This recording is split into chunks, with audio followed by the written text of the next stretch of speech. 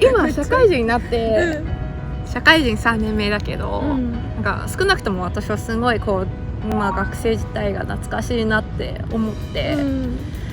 戻れたらその大学4年間の時間に戻れたら、なんかこれやればよかったと思うようなことあった？いっぱいある気がする。一つはなんかもう一言語やればよかった。なるほど。私すごい英語にめっちゃ時間かけてて、それが実ったのはすごい良かったけど、でも中国語とかなんかもう一言語やっといたらやっぱり視点が増える、っていうのはすごい感じた。確かにもう一言語やればよかった。私もその時なんか韓国語も取ったんだけど、なんか日本語と中国語話せたら韓国語もうまく勉強できるんじゃないかなって思ってたら、でも実際使わないとなんか忘れちゃうんだよね。そうね。戻れたら。でもミニは何したかった？私はなんかもっと旅行すればよかったんだってすんごいこう一番反省してる今になって、なんでかこう大学の時は周りの人みんな旅行行ってたんだけど、私はその時こう、なんか生活費のためにずっとアルバイトしてて、であとはなんかせっかく日本に来たから日本で実際生活してみたかった、じゃあアルバイトはその手段の一つとしてはいいんじゃないかなって思って、すごいこうアルバイトいくつかもやってたんだけど結局海外にはあんまり行けなかったんだな。で今は逆にお金も稼いでお金もなんかあるのにこう仕事をしてて全然時間がなくて行けずに3年間過ごしてきたなって。なんかやっぱり海外に行けるチャンスがあったら海外に行ってこういろんな人と出会っていろんな文化を学んで、若いうちからそういう影響を受けられたらそのインパクトはやっぱり一生続くんじゃないかなって、こういろんなライフスタイルを見て、なんていうかこういろんなこう視点から考えるようになれると、なんか自分の本当にやりたいことも分かってくるんじゃないかなって。確かに旅行そうだね。なんだろう、あとはもっと積極的になればよかったどういう意味で？なんか違う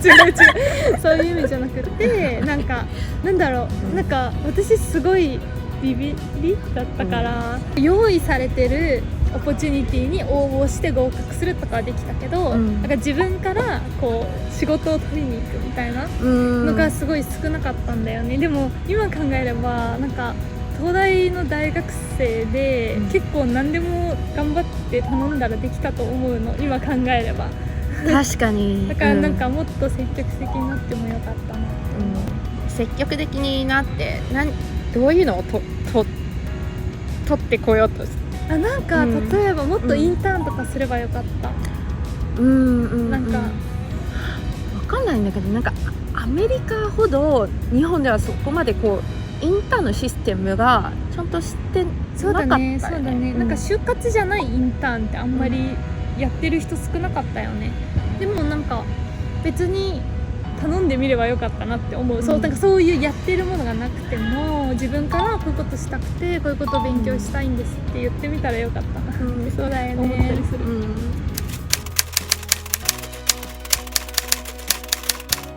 なんか一つ面白いと思ったのが、なんか私も緑も全然英語ネイティブじゃないんだよね、なのに今ボストンにいる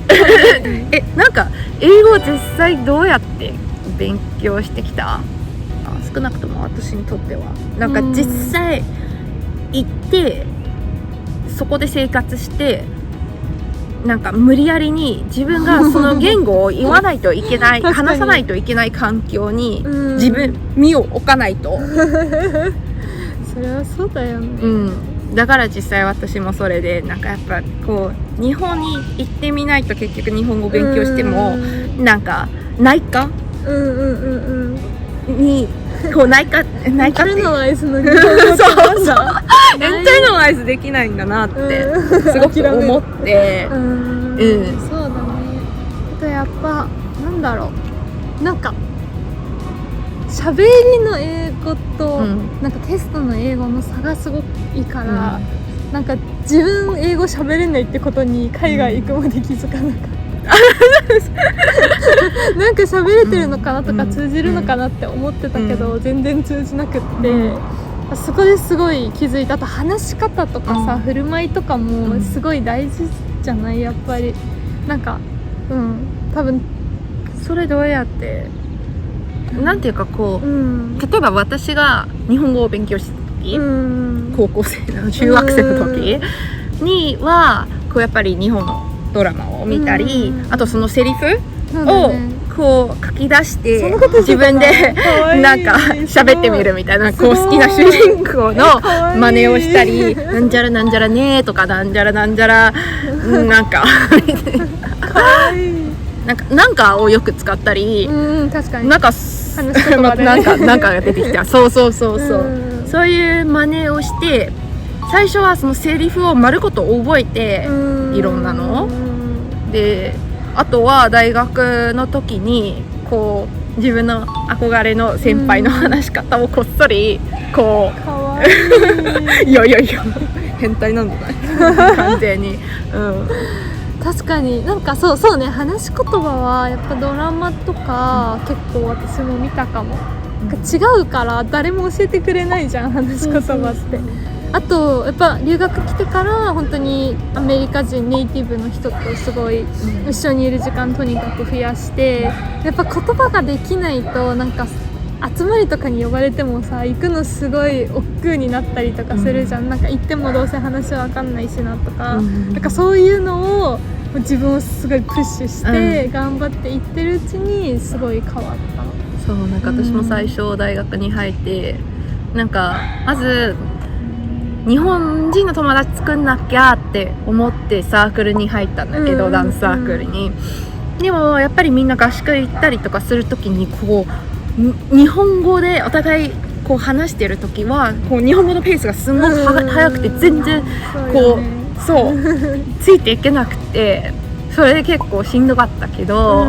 やっぱり練習を重ねてこれどういう意味ですかみたいなこう自分から聞いたりとかして、まあやっぱりそれでちゃんとこの言語がちょっと上手くなったなっては思う。そうだよね、ウィニー今はもう本当に全然わかんないけどね。いやなんか私大学で日本語の授業を見てた時に、なんか先生に喋り方ってこう10歳の子供みたいだよねみたいな言われてまあ確かに。で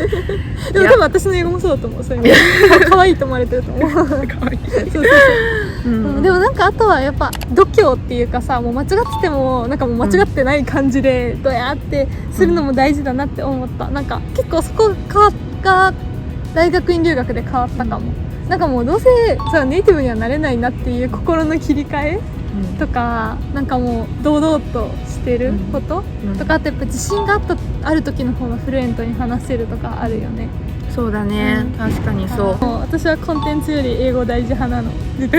そうなの。そう、なんか日本結構言われると思うの、なんか別に発音とか悪くっても、内容がちゃんとしてればいいって結構言われると思うんだけど、私それちょっと反対派で、なんかや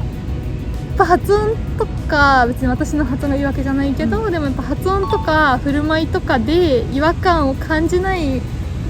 ほど、なんか素直に中身とか聞けると思うんだよね。なんかこう情報を特に初めて聞く情報とかプロセスするときに伝え方がすごい自分の想定と違うとそっちに気を取られちゃって中身なかなか入っていけなかったりとかあると思うから、なんか私は結構伝え方も大事派。そしたらちゃんと留学できる場合は留学に行って、留学できない場合は、まあ、国内でこうネイティブな人とかがいる、キャンパスに留学生とかいるしね。そしたらなんか別に出国しなくても、なんかいい勉強にはなれるみたいね。そうだね。っていうことではい。ありがとうございました。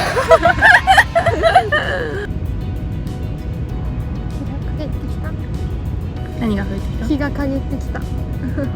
夕方。今何時